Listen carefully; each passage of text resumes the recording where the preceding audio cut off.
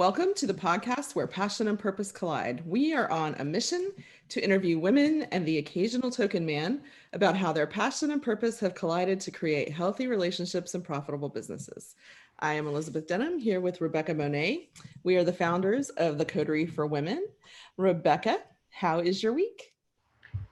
Oh, crazy. We're really crazy. Like a house. It's like everything just looks like a bomb went off, right? It's that stage where it gets worse before it gets better, right? Yes, that's what I keep telling myself. It will get better. It will get better. That's funny. So talk to me about your rose and your thorn this week. Okay, well, I have two things, and they're kind of both roses and thorns. Oh, they're a little bit rosy and a little bit thorny. So we, Donald and I last year did this cleanse, and we started on this smoothie, which is right here in our big plastic red Solo cup. And because Donald thinks it's funny, and I call it the dirt smoothie because it looks like dirt. It's kind of gross looking, right? Goodness, it looks like mud. Yeah, it's thick. It's like a milkshake, so it's kind of gross. It's bare. It's tolerable. I've gotten used to it. But so the thorny part of that one is it's gross and it's called the dirt smoothie. The rose is it reduces my pain level. My energy is higher. It makes a dramatic difference in the way that I feel. I love it for that. And so then my other rose and thorn, I got this robot vacuum from my mother because she was so OCD that it didn't go in straight lines and drove her crazy. So the other day it gets hung up in some cords or something. And it talks to you. It says every morning, starting auto clean. And then it says the roller thing is tangled, please untangle. Well, the other day it gets tangled up and it goes, hey, Einstein, remove the obstacles out of my path. And then I'm like, I have a sarcastic robot. I had no idea. I'm like, I don't know how I feel. I'm just sitting at my computer working away. And it's like, hey, Einstein, remove the obstacles from my path. Okay, fine. And if you don't get there quickly enough, he repeats it. So I have mixed feelings about my, Joseph named him Simon. So Simon is a little sarcastic. So there you have it. No, he's just got personality. It did make me laugh that my vacuum was telling me, hey, Einstein. Hey, get with it, right? Get a clue, woman. But I did what he said. It was effective. He's in good. So what about you and your crazy week? My crazy week. Well, my thorn this week is customer service. That can be very thorny. Well, the world is just not as concerned about others anymore, and customer service has seriously declined over the last decade or so. But anyway, Nancy Friedman needs to get on it. That's right. So anyway, suffice it to say, I am at Lowe's trying to get tile for our new shower. And I give the lady the dimensions to the shower. Now, most showers, a standalone shower, are 4 foot by 3 foot, or 4 by 4. That's not big, right? And I calculated in my head about 65 square feet of tile. But I wanted to double check to make sure I got everything done. And this woman calculates and she calculates and she calculates and she's on and on and on. She says, you need 188 square feet of tile. I said, it's a shower. That's a small room. I'm like, no, I did it. I'm like, no. There's no way that is. She doesn't know how to calculate surface area, evidently. Correct. And part of me goes, what the heck is she doing working in a home center, especially in that department, if she doesn't know what a square foot is? Finally, after several kind of questions and looking, I finally said, do you have another store in the city? I'll just go over there.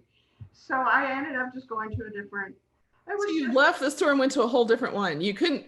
That's kind of sad. She should at least know that. I am not a numbers person, and I know that's not right. That's just not right. A shower has 3 walls. The rest is the door. Yeah. Not much space there. So anyway, I have gotten it to a place in my life where it wasn't worth an argument. It wasn't worth teaching her. It wasn't worth. Yeah. It was just get in the car, go to another place. Go to somebody who can multiply. It's 100 multiply. And I'm square feet. How many was it really? And so let's see, my rows this week, when we hauled my car, I have a little Mercedes, and we hauled the car when we moved cross country. Mm-hmm. It messed with my front end. Oh no.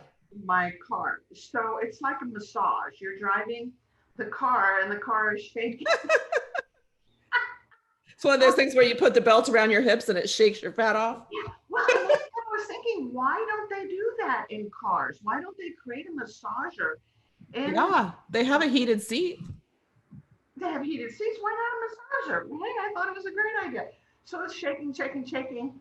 I finally had time to take it in and have the front end, lined back up. But I'm like, somebody needs to invent a chair massager for cars. I mean, maybe they're concerned people would fall asleep if they did that. But on a long trip, when your back starts to hurt, that would be awesome. Wouldn't that be awesome? Mm-hmm. Okay, I think we should patent it. We should trademark it. We should name it something fabulous with the Liz and Beck, and we'll be rich, right? Or we could Google it and find out it already exists in some car we've never heard of, because that's what happens every time I have a great idea. Dang. Now I'm gonna go look it up. You just bursted my bubble. I'm just telling you my personal experience. I'm like, oh, that's already been invented. Oh well. Oh my goodness. I agree. We should do that. All right. There's our roses and thorns for this week. All right. Welcome back to Where Passion and Purpose Collide. We are here with a very special guest that we've been excited to talk to all week. Rebecca, tell us a little bit about her. Well, I'm particularly excited because I've known Rhonda for 20 plus years, and I want 5 minutes with her, but usually she's surrounded by so many people. So we're thrilled to have Rhonda Sanderson with us today. She's a franchise expert who has owned and operated Sanderson and Associates and Sanderson PR, both specializing in traditional and social media and crisis PR in the franchise space since 1986. She has authored many articles, helped grow numerous franchise chains, and is considered one of the top 30 small business influencers, according to Fit Business, in the US. You can find Rhonda on her LinkedIn, where she's the author of Franchise Stars. So Rhonda, I am thrilled you are with Rebecca, us. you're so sweet. That's so, it's so nice to, in all seriousness, I'm usually the funny one, but it's such an honor to realize that I made an impact on some people, because, I'm very polarizing, and I know that.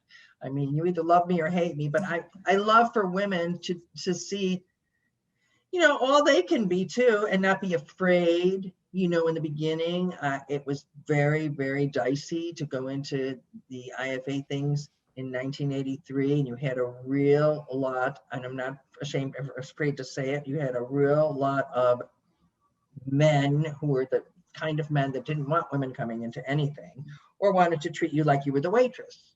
Mm-hmm. And that was hard to navigate that without offending people. Let's put it that way. Right. That you had to finesse that. So it was very easy, to say, hey, who the hell do you think you're talking to? Or whatever. Well, to develop an attitude, but it was not the wise thing to do. And I soon learned how to do that. And then How do you navigate that? Because I think it's better, but it's still, like, I live in the South. It's still a pretty prevalent problem. What is your advice on navigating that situation? Because men, it's a touchy thing. It's a touchy thing in every part of it. It's not just franchising, it's the world. And, like, I have a 35-year-old daughter, and I have, like, lots of younger women that work for me. And what I used to try to say is, you're not going to change the world. You're not going to change roles in life. You're not going to make men that thought they were this or that, or the head of the household or whatever. You're not going to help anything by making them feel less than themselves. Right. However, you have to get to a point where, like Maya Angelou said, people may not remember what you said, but they remember how you made them feel. Yeah, I love that one. Well, you know why? Because it's so succinct and it's so true. Mm-hmm. So I've learned to watch more about that. I don't want to make a man, feel less than, or like, he doesn't mean anything or disrespect him. On the other hand, I don't want him to need to belittle me so he can feel strong. Right. Mm-hmm. See what I mean? So even in personal things in life, if a man needs, you to be weak so he can be strong. He's not strong. Yeah. And I would just say distance yourself from that person personally. And if you're working with them, just be mindful of what you say, because there's also, if it's your client in any way, shape, or form, it doesn't behoove you to try to have battle of wits with him. Mm-hmm. You know, has it ever gotten abusive? A couple times, you know, where the man talked to me in a way that, I mean, normally I would just never accept. And, you know, I had to choose to resign them and tell them, you know, at one time I actually went over his head, and we're talking about a massive restaurant group, and I'm not going to say who they are, but you know who they are. Mm-hmm. And I actually went to the head of that group and I said, you've got the wrong guy in this position. And that took guts, but I was already in this for so many years. And I knew him very well.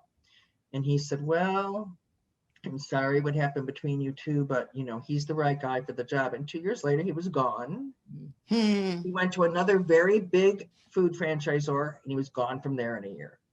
So, but normally I would never have gone over his head and confronted someone else. But you, at some point you have to draw the line and decide, are you willing to lose them? Yes. Don't go to Vegas with $3,000 if you can't afford to lose it. And it's the same. It's true. It's the same thing. I don't go with a complaint or really go to the top of the chain until I'm ready to lose the account if I have to. That's a good point. And, you know, I think you're right about learning how to not go to war necessarily. My mom says my dad is gifted at working people. Like he can work them on his team and they don't even know it. And I call it talking to people in a way that they can receive it. Right. So if you can work around kind of back in them. Totally. you can, you know what? That's a gift. That's a gift for your dad. And, you know, it's helped him work through life.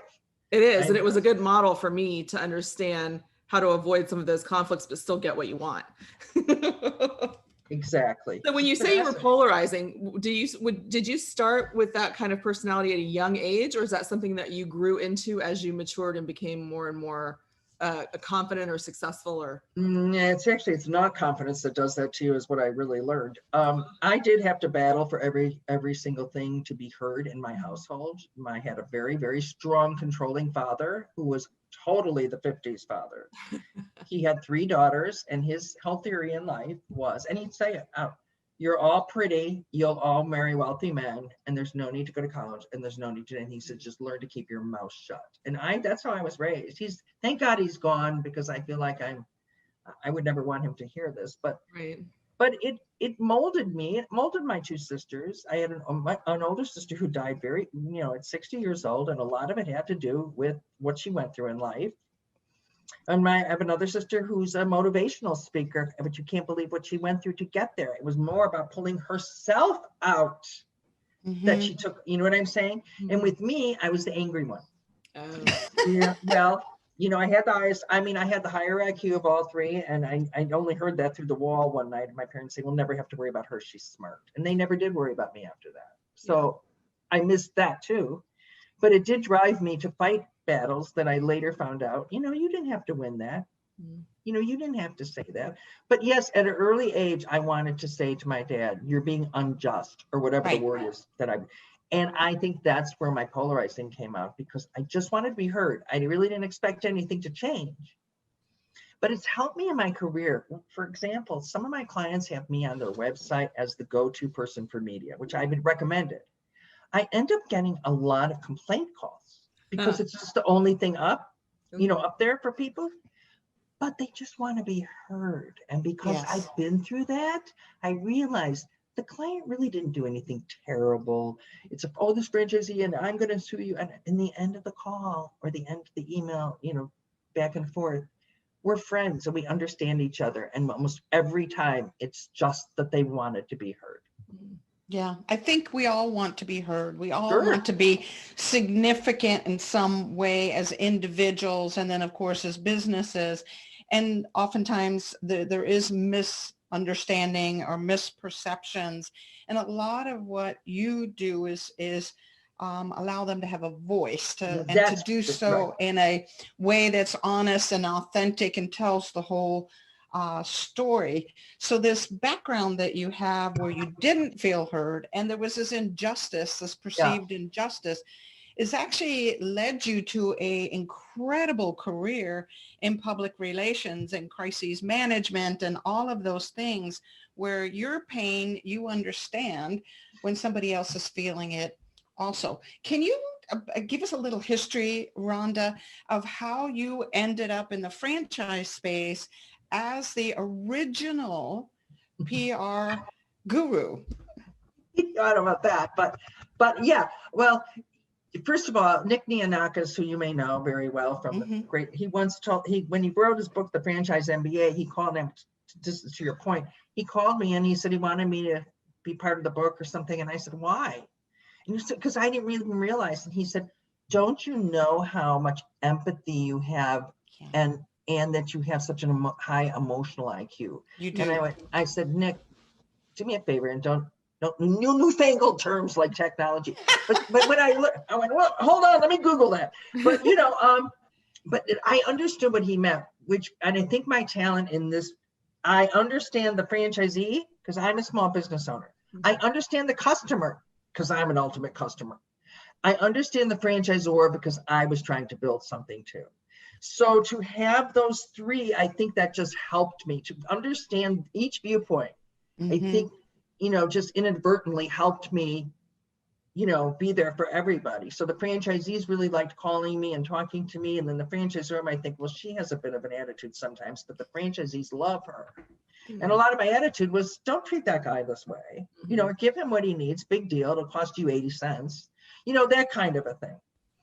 And how I got into it was, well, actually, I had a very big tragedy in my life, which we don't need to go into, but really bad. I lost a child, and I was married and in Canada. And once this happened, it was a terrible tragedy. It was a huge case there. It was in all the media, and we're talking 1981.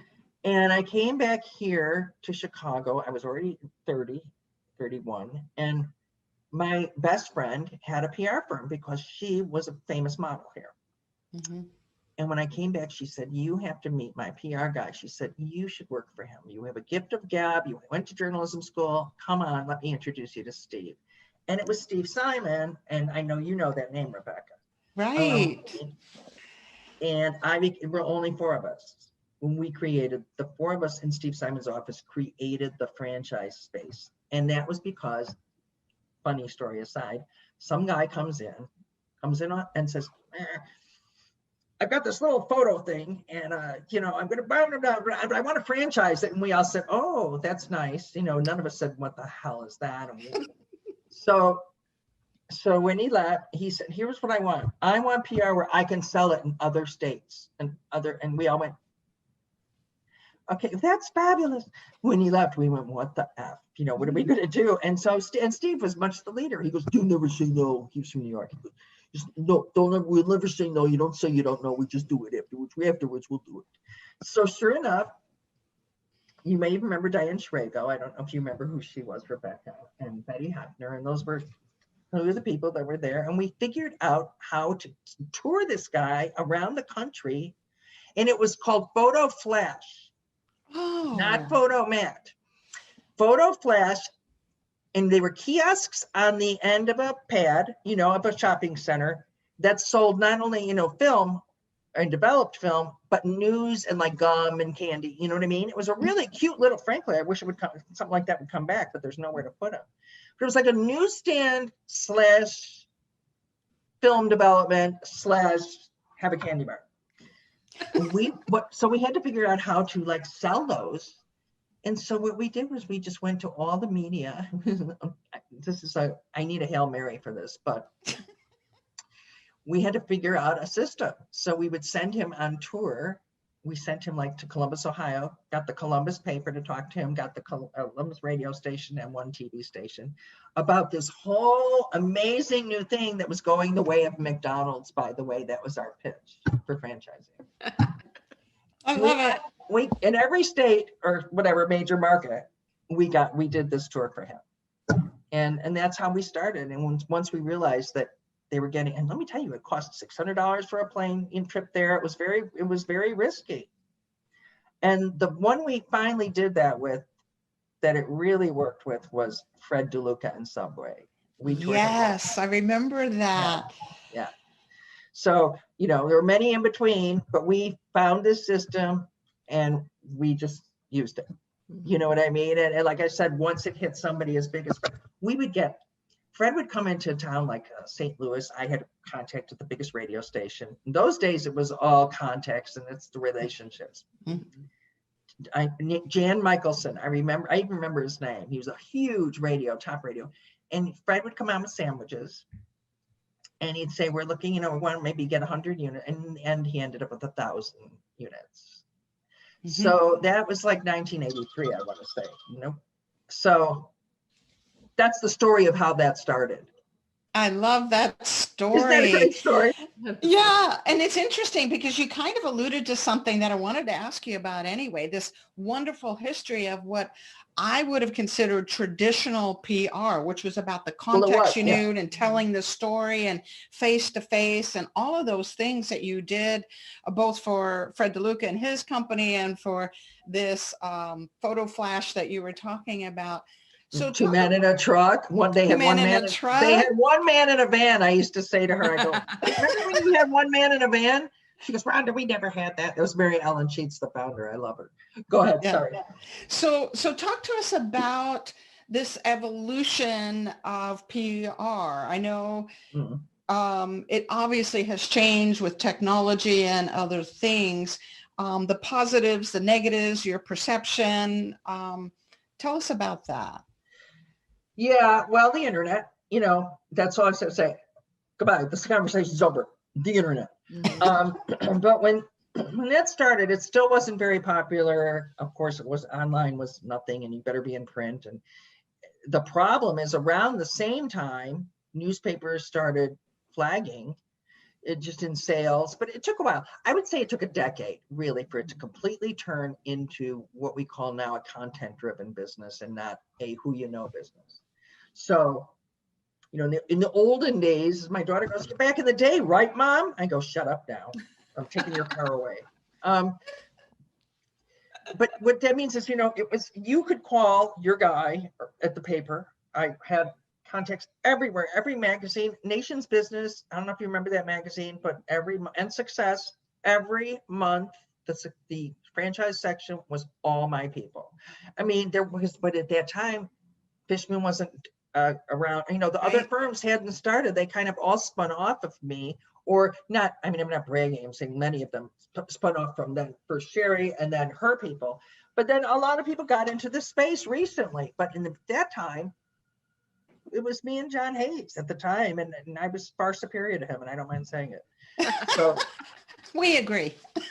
I mean, as a PR person, forget it. I don't understand how to do what he does, but you know, at any rate, every issue was like my issue, and it was because I knew how to put the story together so the writer or the reporter had less work, but they still had to do the work. Here's what's different. Now we really have to do the work because so it turned into a writing job, what used to be a contact information and help assist them in getting a story job. And I would say that one of my biggest strengths was I was a very visual person and completely sold all my stories by photos. And I spent money and laid them out. Juice Club became Jamba Juice because of that picture of those guys in the oranges. And I don't know if you ever saw it, but I have a famous photo of them laying in oranges, these two young guys who in San Luis Obispo who created a place called Juice Club. And they called me and they said, and I flew out there with my daughter. I remember she was 8 and maybe a little older, whatever. But Kirk Perrin, the founder of Jamba Juice at that time, was just a young guy, and it was Juice Club, and they were on the Santa Monica Pier Ferris wheel together, and it was just a lot of history, and she remembers a lot of great stuff. Going to Long John Silver, the founder of that, going to his horse farm, and he walked her around. So she grew up in this. But at any rate, those photos that I would say, let's have you laying in a pile of oranges and shoot on a ladder. I had the photographer shoot on a ladder. Entrepreneur and Success fought over that photo, or ink. It was ink and Entrepreneur. And this was me in those days, and I'm sorry to say it, but they ran in both magazines. I mean, it was too good to not got in a little trouble. But I like, because this is you again, this personality that's bodacious out there. You are a visual person. You are a glamorous woman. So I like that you highlighted this importance of the story isn't just what you read, but it is the visuals. And somehow you knew that even early on, and you exploited it, that if there was a way to tell the story through a great photo, then you were going to do it, including this oranges. Elizabeth, I want us to find that and I'll send it to yeah. you after this. Yes, please do. I would love to see it. I still have 1991. I still have those issues. I mean, That's perfect. Well, and to your point too, you're having to evolve in an industry that's continually evolving through technology and becoming the writer. I mean, and I don't think you can't discount relationships even still, but yeah, providing that content and understanding it and making their job easier. I mean, that's how you get in with people. It's the secret of life. Oh, absolutely. Right. I mean, that Mm-hmm. I have found that as a writer myself, that's how if you can create that story for them and they can jump in with the byline. mm-hmm. Well, even if they did the story their own way, I'll tell you, producing those photos, and in those days, I'll tell you, I'm gonna do a shout out to two of the greatest men in franchising, Charlie Chase, who is First Service Brands. He's also on the board of the IFA, Mm-hmm. and Tom Wood, president. He's ridiculously fabulous. But those two allowed me to spend, mind you, in 1991, $1,000 on a photo. Wow. I had an image of them, and I said, I'm going to send you to a Philadelphia photographer, and it was so much. CertaPro was really just starting, CertaPro painters. Mm-hmm. And it was Tom on a ladder. He was very athletic, so he hung upside down on a ladder in just shirt sleeves. Charlie stood next to him in like a suit, holding a bucket of paint while Tom dipped the brush upside down into the paint. That picture was in 400 papers in the next 2 days, and eventually was in 1,000 places. And guess what was attached to that picture? The story. Painting tips. Oh, wow. And guess where I got those? Off a can of Sherwin-Williams. That went to 1,000 applications because the photograph was because of the photograph. And no newspaper was going to go out for any reason to take a photograph. So I realized early on, if I can provide tremendous artwork, I'm going to get the story, even if it's not the best story. Yeah, that's a great example, because paint tips, anybody could do that. Yeah. Sauce just now. It was true. But it's brilliant. If you find that hook, that's where your gift seems to lie, in that hook of the story. Yeah. Visually. Yeah. You have to, this is what I tell my clients. Pretend your prospective franchisees can't read. Mm-hmm. And then, you know what I hear? It's like, well, some of them can't. I hear that. I go, and they're thumbing through a magazine and they see this fabulous shot depicting what your franchisees now do for a living. Mm-hmm. Waving out outside their trucks. They look happy. You know what I mean? I don't care if it's picking up dog poop. I have Pet Butler. Everybody in that thing looks happy and is fabulous. That's because they love animals, and they have they have other businesses like grooming businesses. Mm-hmm. So they're involved with animals all day, which is what they love.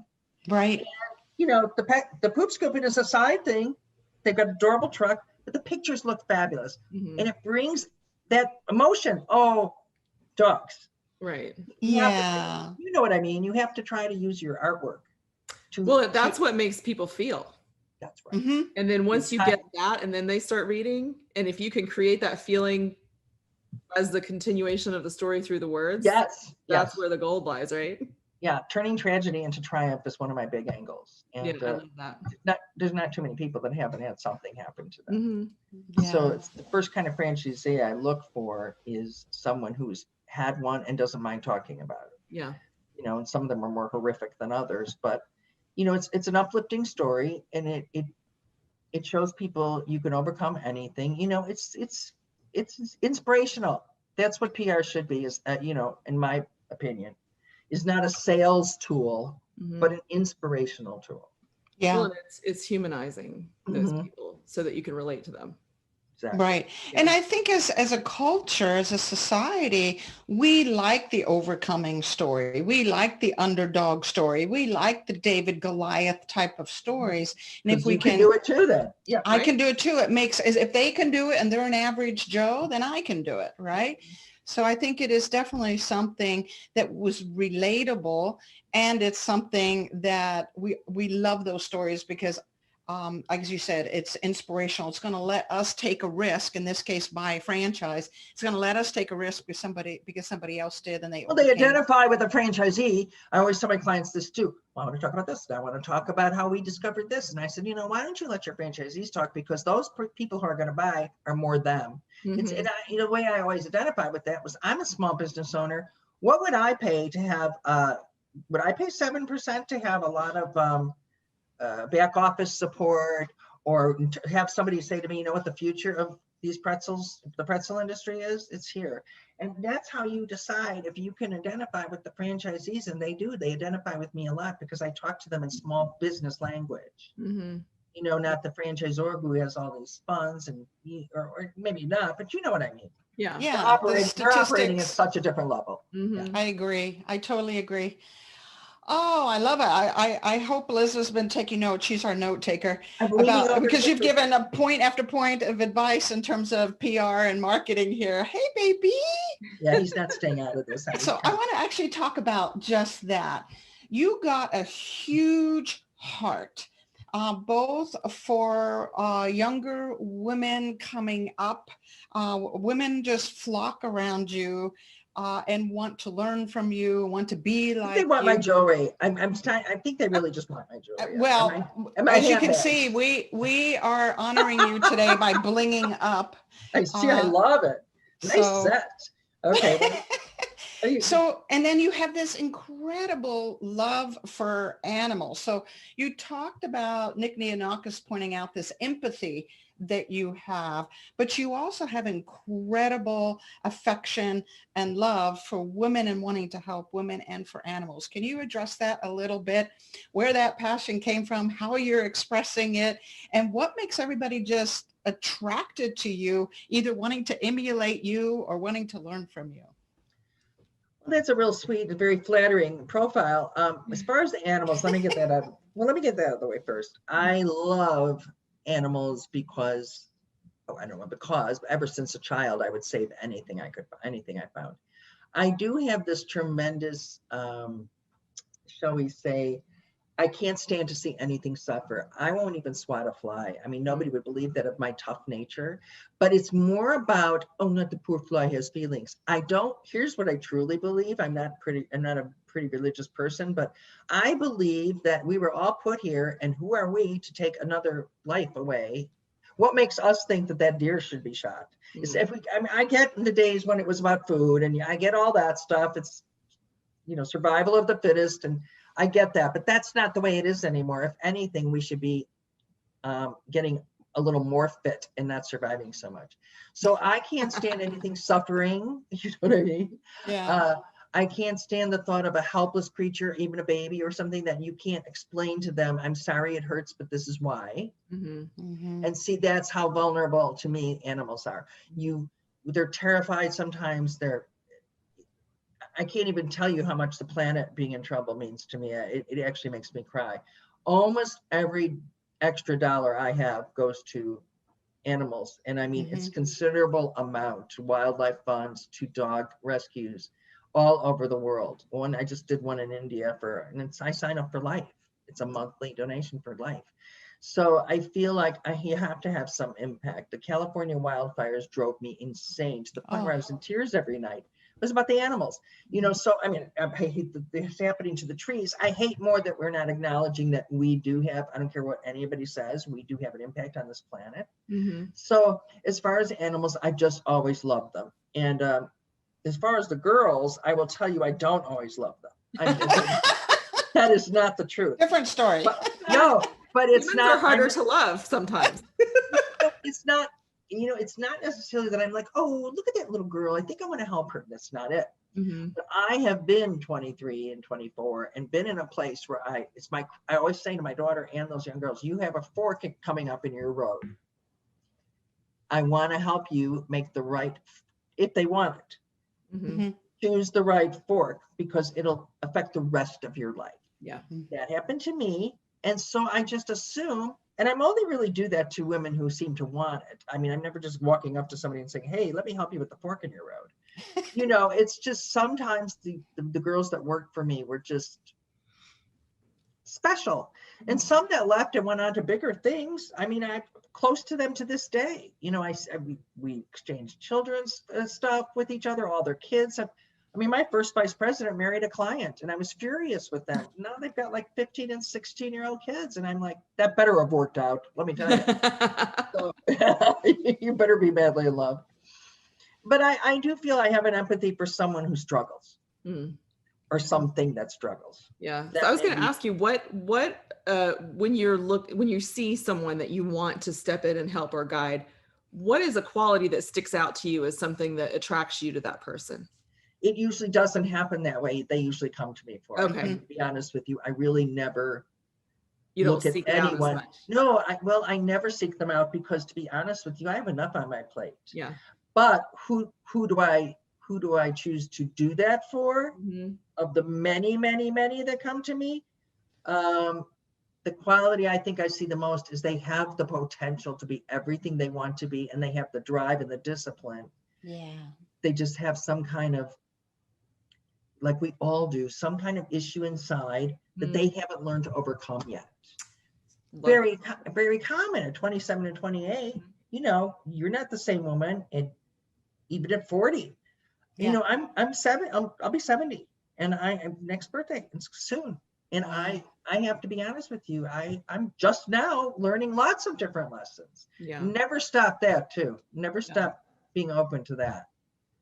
You know. Well, I love that. And I think what you're doing too is giving them the voice for those things. That's right. The power. I have 2 daughters and 3 sons, and with my daughters God. especially, voice is hugely important to me. I want them to have it and use it for good, you know. No, but you're there right. is where they don't feel empowered to use that. And I think by having an example like you, who's a successful person and who's not afraid to use it, encourages those young women who may hesitate, I think. Well, you're encouraging them. You're their biggest role model, and you're doing it right now.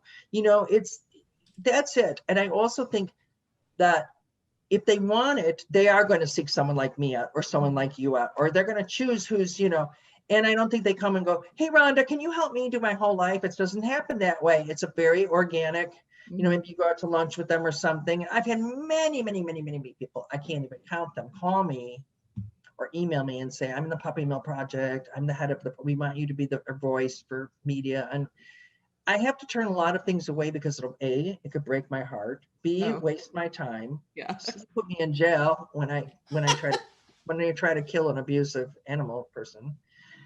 So I have to choose carefully what I do. But I have a girl right now that I'm really mentoring, and I think I just really helped her make a big decision. And I'm glad I helped, but she really came to me for advice. We sit at the park every day at around 4:00 with our dogs. That's going away soon because we are supposed to have the last nice weekend this weekend in Chicago. Aww. It'll be like 28 on Monday, but you know, that's where it happens. Yeah. You know, organically like that. Well, and I think those are the ones you don't force are the ones that work. Can't force. You really can't force it. No, you can't. Or it's insincere. They either want to hear you or they don't. And so it would never occur to me to go and say, can I offer you a bunch of advice? That's the one thing I always did right, was not do that, because who are you to give advice? You know, certainly a lot of times when girls ask about their men in their life or whatever, I go, you see a bunch of men around here? Do you see any men right here? Don't come to me for that advice. Do you see? I'll show you some pictures, but I don't see a bunch of them all around here, do you? So then they go, oh, I go, yeah, that's not my cup of tea. That didn't work out. Not my forte. I don't know about business or something. Okay, I'll tell you something. And they go, why don't you tell me some of the mistakes you made with men? I went, no, you don't want to hear that. And most of it is they have 5 years, and if it doesn't work out, they're gone. I mean, it's not tough. You know, it's not like a, you know, big formula. So, you know, we all have our areas where we could learn from each other and respect each other. You know what I mean? Mhm. Agreed. You got to know where your strengths are and where your weaknesses Yeah, are, right. and where to step in, and when it's really not within our Not me. expertise. So yeah, I mean, I've observed you for 20 plus years. The first time I sat at a table, it was a round table. I sat next to you, and you shared about your story with your best friend Candace, and some of your history. And my first impression of you is, what a glamorous, stunning woman. And then the second, as you started to share some of these, was of course your heart. Because it really was all about people for you. And then my next impression was, she's got her poo-poo together. That's a technical term, poo-poo together. They have an emoji for that. Yeah. They do, don't they? It's amazing with It must technology. be important because they have an emoji. Right? Yeah, it's gotta mean something, right? Yeah, or they wouldn't be one. So Rhonda, we are actually wrapping up our time together. I hate that. Hopefully someday we can get you back. We walk away with a whole bunch of wonderful tips. So last question for you. If someone wanted to get hold of you, how would they do that? What's the best? We don't want anybody reaching out to you. No, don't ever call me again. No. I will tell you one thing I have seen, that, and then we will wrap it up. As far as PR goes, what I'm doing differently now, if you want to know, and then is I find other firms reaching out to me and asking me for franchise help. Yeah. So that's a new and unusual thing. And I have one right now I work with a lot. She's amazing. She has celebrity clientele. They get TD all the time, and they wanted some advice, franchising advice. And I thought, hey, this could work into something where, I'm their franchise arm. They don't know how to deal with franchisors, but they're the really mainstream Today Show, they're everything, e-news. And for franchise clients, that's a big deal to be able to cross over and be into the mainstream media. So I feel like that's the next direction I'm going to go in. If somebody wants to find me, here I am. No, it's Rhonda, RHONDA, at sandersonpr.com. You can find me on LinkedIn, just at Rhonda Sanderson. That's where I'm most vocal right now. I like this new direction and idea that you have, and so important to keep evolving as the needs of our customers evolve. Yeah. Yeah, and I like your necklace. So which one of us is going to win here? Yeah, this was collateral from a former husband. Yeah, I wouldn't show that too much because he might be knocking on the door. I know I left that behind. Yeah, well, he passed away a few years ago, so we're safe. Thank God. Yeah, all right. Thank you, Rhonda. So we love you, ladies. and we love the difference you've made in the world of franchising, and so appreciate your time today. So appreciate it. Bye, ladies. Have a wonderful weekend. Absolutely. You too.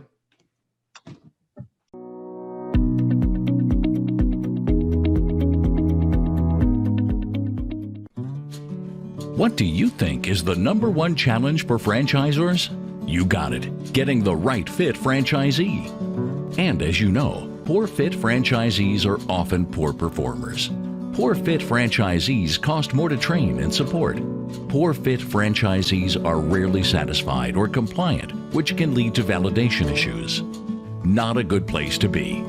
But now there is a solution. Zoracle Profile's scientific spot-on match program. Working with top broker groups in franchising, Zoracle has created a platform that scientifically matches the broker's candidate to the right fit franchise brand. Spot On Match predicts the compatibility, performance, and viability of a prospective franchisee. Spot On Match gives the franchise development team a data-driven and scientific approach to selling franchises. This is how it works. Zoracle works with each franchisor to establish their top performer blueprint.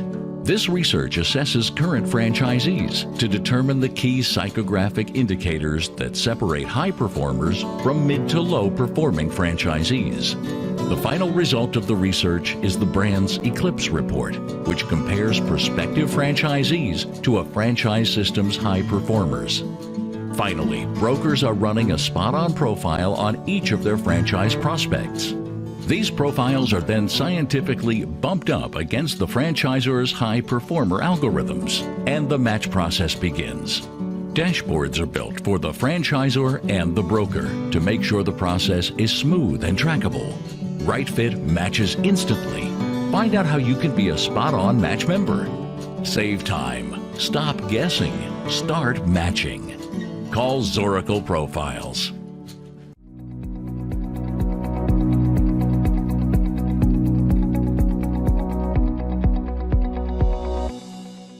Welcome to Women in the Know, where we discuss everything from politics and policy to relationships and marketing. We take the things that we have learned through our interviews on our show and the things that we have learned in life and share with you in the hopes that we can all learn a little something new. Rebecca, today's topic is we spoke to Rhonda Sanderson, one of our faves, and she has very great skills at telling a story. And she has really learned the best way to tell a story to grab attention, especially in PR and marketing, and talked a lot about doing it visually. I'm the words person, so I always like to tell a story in words, but the visual is the first thing that catches your eye. And she told us the story of the Jamba Juice and the famous photos that she's had. So what kind of experience have you had where that has benefited you or gotten you some attention that you might not otherwise have gotten? You know, it's so important. The old saying, a picture's worth 1,000 words. I think it's more like 10,000 words. And Rhonda Sanderson really has kind of captured that idea, like you said, with the Jamba Juice photo with the oranges, and then Tom Woods on a ladder hanging upside down. Talking about painting. So we are definitely visual creatures. We are geared psychologically to notice symmetry, to notice beauty, to notice something that's quirky and off. So what she highlighted, to your point, is the importance of whatever story we are telling to be able to have a visual that says it quickly, and that will then capture our attention to go into more of the words part of things. So the two go kind of hand in hand. So I thought it was fascinating how much, especially as a PR person, because when I think PR, I do think words. I don't think pictures as much, but she definitely said it's all about the visuals, and then let the visuals help you tell the story that you couldn't tell otherwise. Exactly. And I think it's got to beg a question. It's like the guy hanging upside down. You're immediately thinking, why is he doing that? Yeah. Why is he hanging upside down? Let me find out. And then the oranges, why are they laying in oranges? Who does that? You know, it causes curiosity. And I've seen people on social media using it. Like they're posting, I'm in this stepmothers group on Facebook. I've never posted. I just watch all these crazy conversations. But sometimes they'll ask this very serious question and then they put a photo of like their puppies and they say photo for attention, because when you see this cute photo, you're going to go look and see what it's about. And usually half the time it's not even about that, which I don't think is a good idea. Either that's manipulative. It's like bait and switch, but that's manipulative. That would not make me comfortable at all. But begging the question in a positive context to what you want to say.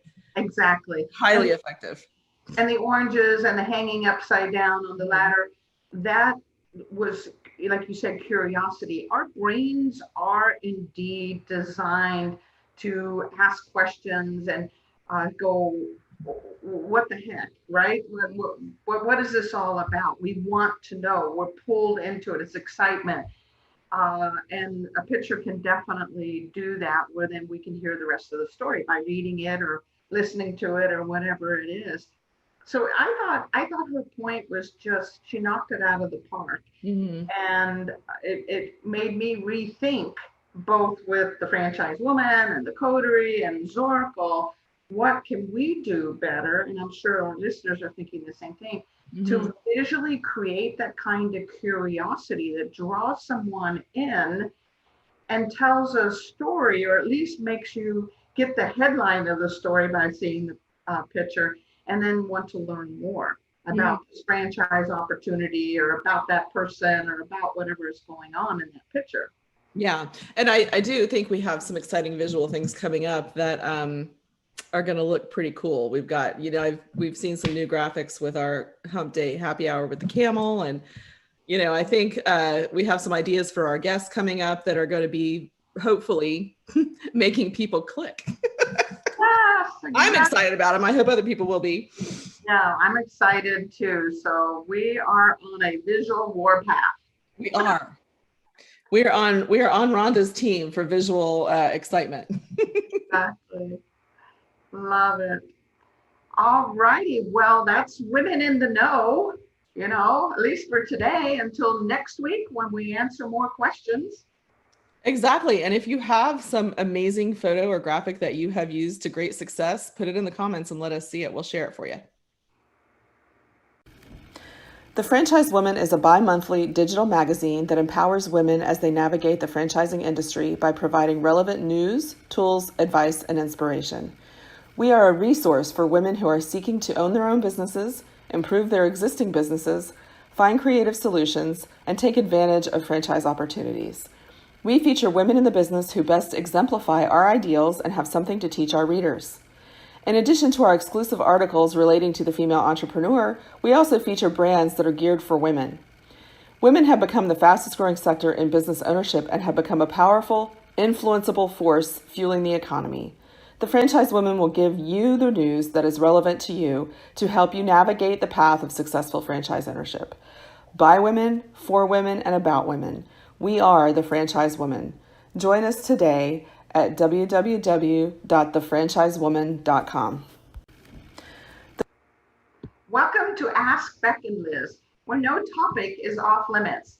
We want to answer your questions about business, life, and everything in between.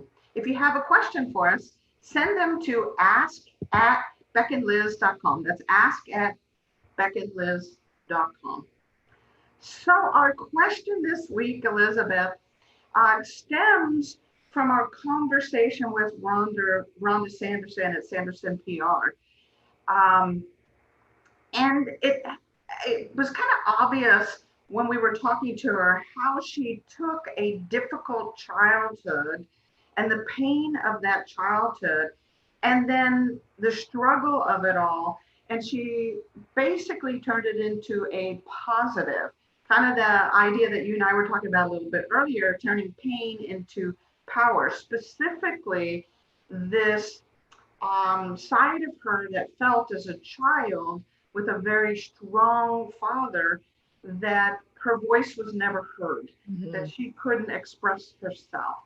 So she turned that into a way where not only was she better at expressing herself, but she has now become brilliant at helping others express themselves.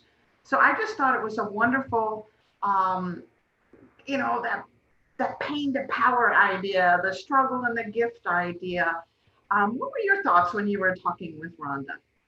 It's such a universal thing and it applies to everything. And I think I feel a sense of kinship with her on that because I advocate for that so often.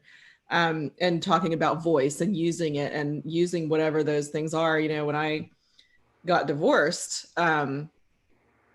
after that, I handled it relatively well, I guess, according to the people who knew me. And then I was the go-to girl for divorce. Everybody I got referrals. I should have charged. People would send people to me to help them, find perspective or understand that you're going to get through it. It's going to be fine. And all these things. So I think that it becomes a power. The thing today is, what's your superpower? I mean, I think when you have been through pain and you're willing to share it, the thing that is striking to me is when people are willing to share it. And she is willing to talk about the painful things in her life in order to empower others to know that they too can overcome. And I think she does that probably personally, but professionally for sure. And finding, she talked about she's attracted to people who have all of the potential, all of the discipline, all of the smarts, and are struggling to overcome that one last barrier to success. And she can help them see that, identify it, and get them through it. And I think that's her superpower in that way. Yeah. To fully express who they are through the pain, through the struggle, and then turn it into something. So it's interesting because when she was talking about mentoring, she said she doesn't go searching for mentees. Mhm. She doesn't go looking for people she can help. They sort of appear and they ask. And I thought that was brilliant in that she didn't insert herself until the request was there. She didn't give advice. In fact, she told us, don't give advice until someone particularly asks. So it was interesting that here she is committed to helping people find their voice, helping people find a way to express themselves and tell their stories and be heard. But she doesn't do it until they actually come to her and say, I need to express myself. I need to get into my full potential, and I'm struggling. I have something inside that's preventing me.